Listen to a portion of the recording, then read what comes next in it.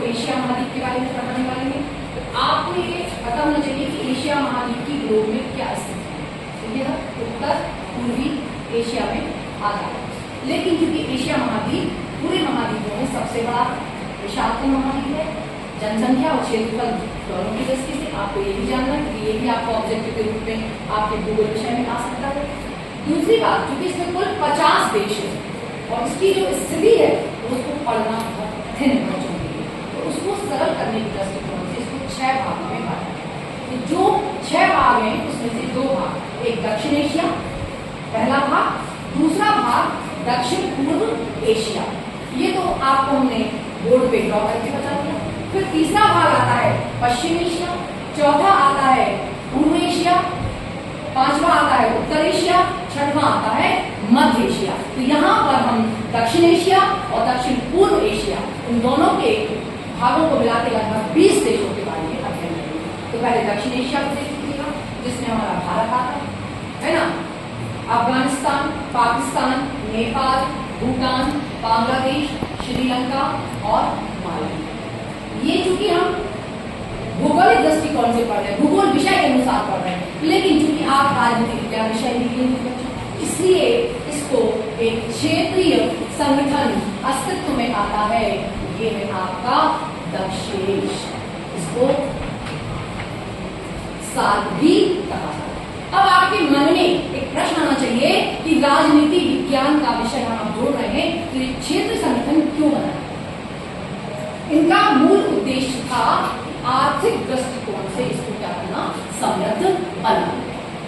इसलिए दक्षेश या सार्क संगठन की स्थापना दिसंबर 1985 में की गई थी। कहां पर? नेपाल की राजधानी।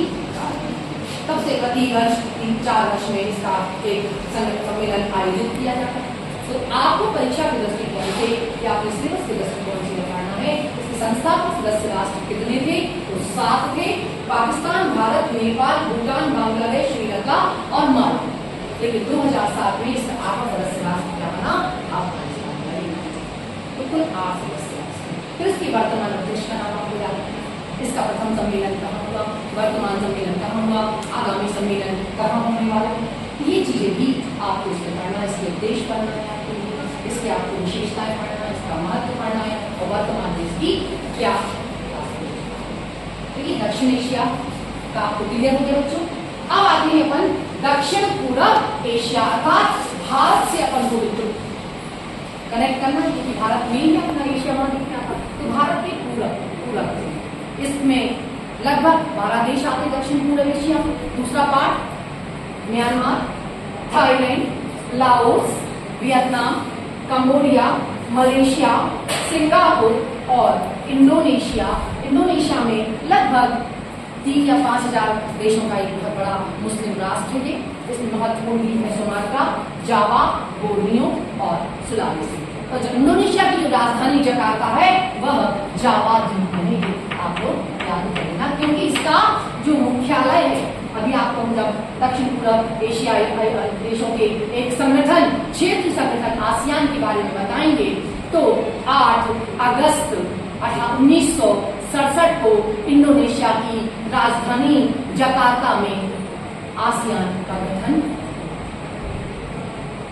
फिर भी याद करना जरूरी है आपको। फिर उसके बाद यहाँ पर ब्रुनेई आता है बच्चों, यहाँ फिलीपींस आता है 10वां, और ये पूर्वी तिमोर और ये हांगकांग।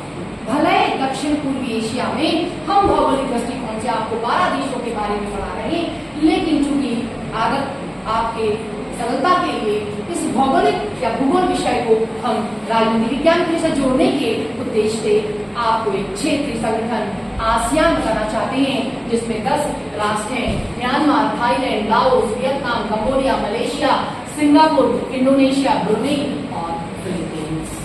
ये 10 देशों को आपको इसमें पढ़ना है, जिसका मुख्यालय तो मैं बता ही चुकी हूँ। इंडोनेशिया की राजधानी जकार्ता, इसकी स्थापना बताई है 8 अगस्त 1967। इसमें भी आपको वही आसियान की तरह आपको पढ़ना और 2 अन्य देश हांगकांग और तो ये आपके कुल 50 देश एशिया में से 6 भाग में से 2 भाग, दक्षिण एशिया के 8, दक्षिण पूर्व एशिया के 12, इस तरीके से आपने कुल 20 देशों के बारे में पूरा जान लिया और इसको हमने एशिया को दक्षिण एशिया सार्क संगठन और दक्षिण पूर्वी एशिया का संगठन हासिल है। ये आप लोगों ने होगा। Thank you.